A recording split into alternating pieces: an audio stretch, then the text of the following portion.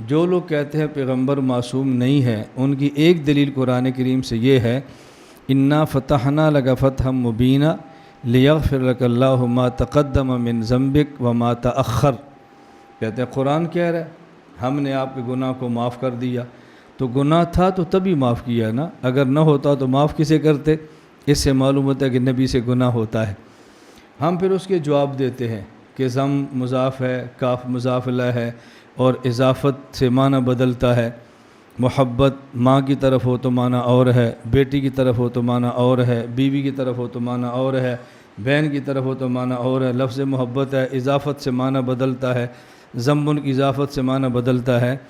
یہ ہم اس وقت بات کریں گے جب ضمن کا معنی مان لیں گے جو مخالف کرتا ہے، ہم تو اس کا معنی وہ مانتے ہی نہیں جو وہ کرتے ہیں۔ کیوں؟ یہ بات بہت اچھی طرح سمجھیں۔ اللہ رب العزت فرماتے ہیں کہ ہم نے آپ کو فتح مبین دی ہے۔ اب ضمن کا معنی گناہ کریں تو معنی ہوگا کہ ہم نے فتح مبین دی ہے تاکہ آپ کے گناہ معاف کر دیں۔ اگر ضم کا معنی گناہ کریں گے تو فتح اور مغفرت کا کوئی جوڑ ہی نہیں ہے، کلام اللہ کا بے ربط ہو جائے گا۔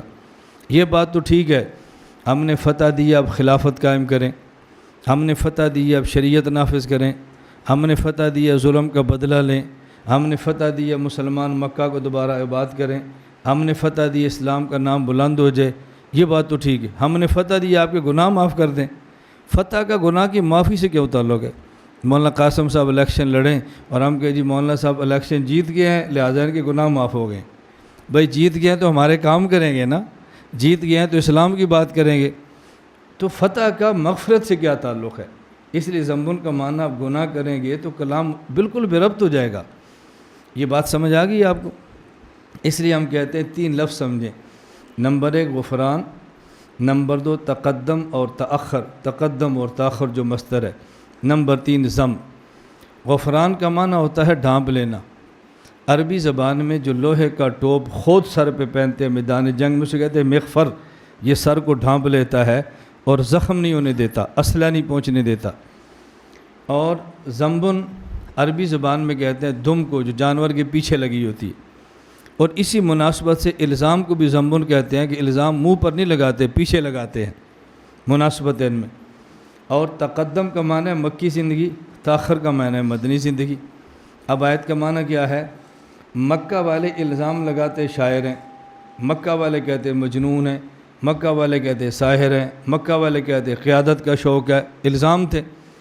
مدینہ میں آپ گئے تو الزامات یہود لگاتے تھے کہ اس کو لیڈر بننے کا شوق ہے وغیرہ وغیرہ۔ الزام آدمی اس پہ لگاتا ہے جس کا عقیدت مند نہ ہو، مخالفت ہو۔ الزام اس پہ لگاتا ہے جس کی نفرت ہو، دل میں محبت نہ ہو۔ اللہ فرماتے ہیں میرا پیغمبر ہم نے آپ کو مکہ کا فاتح بنا دیا، جس کا نتیجہ کیا نکلا؟ اذا جاء نصر اللہ والفتح ورأیت الناس یدخلون فی دین اللہ افواجا۔ اس فتح مکہ کے نتیجے میں جو آپ کے مخالف تھے اب غلام بنیں گے، جو گالیاں دیتے تھے وہ دعائیں دیں گے، جو نفرت کر رہے تھے توجہ رکھیں آپ وہ محبت کریں گے۔ تو یہ الزامات اس لیے لگاتے کہ آپ کے عقیدت مند نہیں تھے۔ ہم نے فتح مکہ دی، یہ کلمہ پڑھ کے مسلمان ہو جائیں گے، اب یہ گالیاں نہیں دیں گے، دعائیں دیں گے، اب یہ آپ کی مخالفت نہیں کریں گے، قصیدے پڑھیں گے۔ ہم نے آپ کو فتح دے کر الزامات کو چھپا دیا ہے، مکی الزام بھی مدنی الزام بھی۔ اب الزامات ختم، اب مدح کا دور شروع ہے۔ بات سمجھ آئی؟ اب دیکھو کتنے جوڑ اور مناسبت ہے۔ ہم بسا اوقات قرآن سمجھتے نہیں ہیں تو پھر الجھن کے شکار ہوتے ہیں، اور جو قرآن غلط تفسیر کرتے ہیں ہم دورے ان کے باس کرتے ہیں اور پھر کہتے ہیں وہ قرآن کی بہت خدمت کرتے ہیں، ان کو قرآن بہت سمجھ آتا ہے۔ کیا سمجھ آتا ہے؟ امت کو قرآن کے نام پہ گمراہ کریں گے تو قرآن سمجھ آنے والی بات تھوڑی ہے۔